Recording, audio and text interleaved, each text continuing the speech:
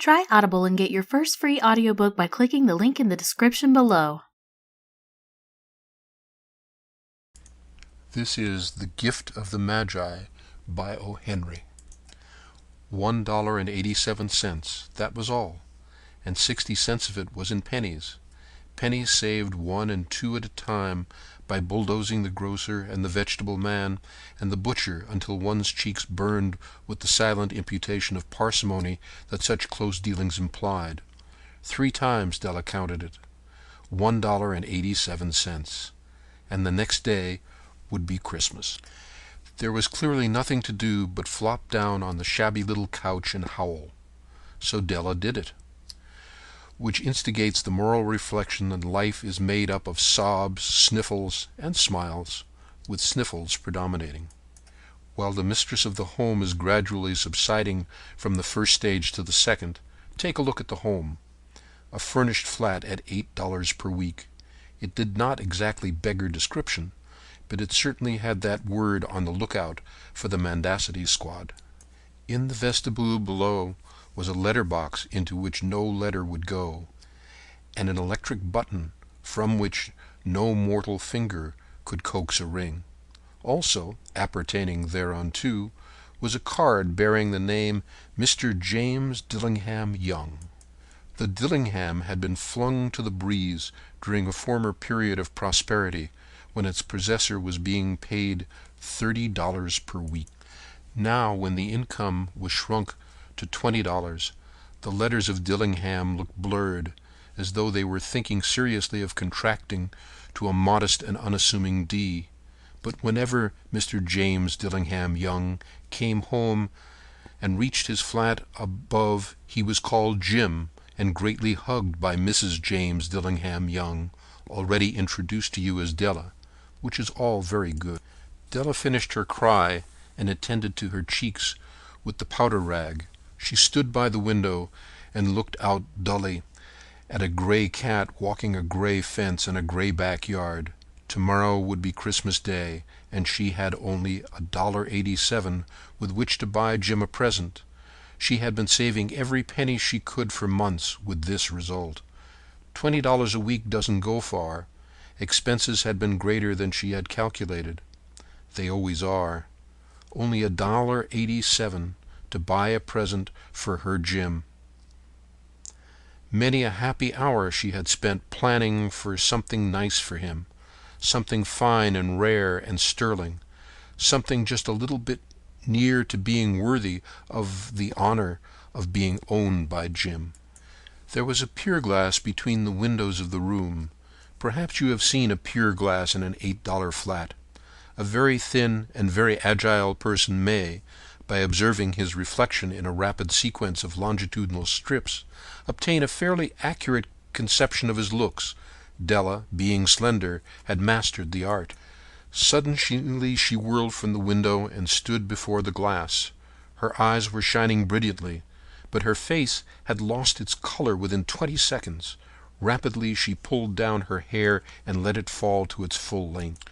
Now there were 2 possessions of the James Dillingham Youngs in which they both took a mighty pride. One was Jim's gold watch that had been his father's and his grandfather's. The other was Della's hair. Had the Queen of Sheba lived in the flat across the air shaft, Della would have let her hair hang out the window some day to dry, just to deprecate Her Majesty's jewels and gifts. Had King Solomon been the janitor, with all his treasures piled up in the basement, Jim would have pulled out his watch every time he passed, just to see him pluck at his beard from envy. So now Della's hair fell about her, rippling and shining like a cascade of brown waters. It reached below her knee and made itself almost a garment for her. And then she did it up again nervously and quickly. Once she faltered for a minute and stood still while a tear or two splashed on the worn red carpet. On went her old brown jacket. On went her old brown hat.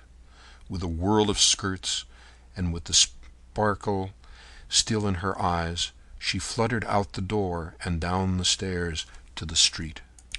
Where she stopped, the sign read, Madame Sofroni, hair goods of all kinds. One flight up Della ran, and collected herself, panting. Madame, large, too white, chilly, hardly looked the Sofronie. "Would you buy my hair?" asked Della. "I buy hair," said Madame. "Take your hat off, and let's have a sight of the looks of it." Down rippled the brown cascade. $20, said Madame, lifting the mass with a practiced hand. "Give it to me quick," said Della. Oh, the next 2 hours tripped by on rosy wings. Forget the hashed metaphor. She was ransacking the stores for Jim's present. She found it at last. It surely had been made for Jim and no one else. There was no other like it in any of the stores, and she had turned all of them inside out. It was a platinum fob chain, simple and chaste in design, properly proclaiming its value by substance alone and not by meretricious ornamentation, as all good things should do. It was even worthy of the watch. As soon as she saw it, she knew that it must be Jim's. It was like him. Quietness and value, the description applied to both.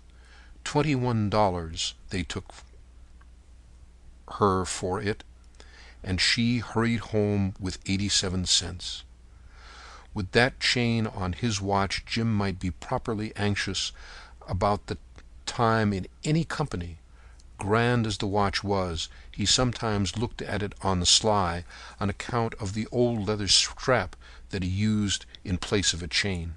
When Della reached home, her intoxication gave way a little to prudence and reason.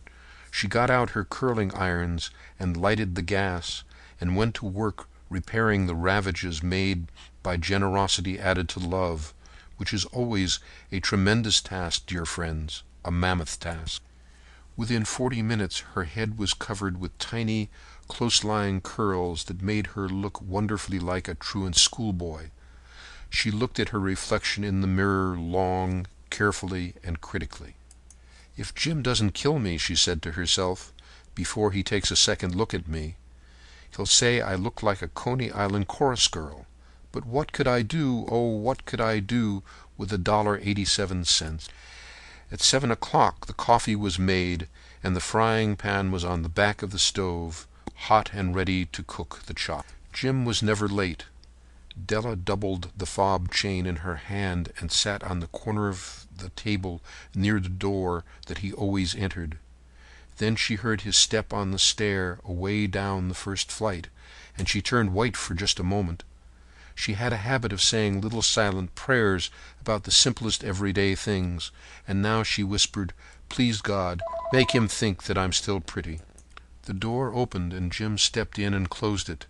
He looked thin and very serious. Poor fellow, he was only 22, and to be burdened with a family. He needed a new overcoat, and he was without gloves. Jim stopped inside the door, as immovable as a setter at the scent of a quail. His eyes were fixed upon Della, and there was an expression in them that she could not read, and it terrified her. It was not anger, nor surprise, nor disapproval, nor horror, nor any of the sentiments that she had been prepared for. He simply stared at her fixedly, with that peculiar expression on his face. Della wiggled off the table and went for him. "Jim, darling," she cried, "don't look at me that way. I had my hair cut off and sold it because I couldn't have lived through Christmas without giving you a present. It'll grow out again. You won't mind, would you? I just had to do it. My hair grows awfully fast. Say Merry Christmas, Jim, and let's be happy.